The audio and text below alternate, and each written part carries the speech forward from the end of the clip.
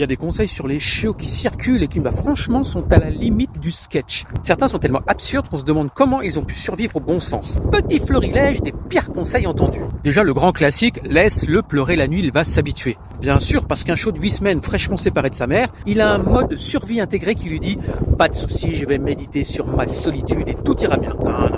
En réalité, il ne comprend pas ce qui se passe. Il stresse et ça peut même empirer les choses. À ce rythme-là, autant lui mettre un petit livre de développement personnel dans son panier et espérer qu'il s'auto-thérape. Il y a aussi cette perle. Si on ne le domine pas, il va devenir agressif.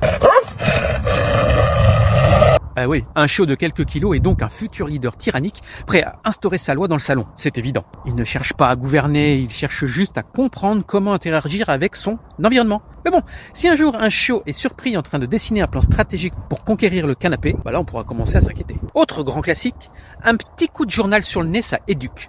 Parce que bien sûr, taper un chiot avec la presse du jour, c'est une méthode éprouvée.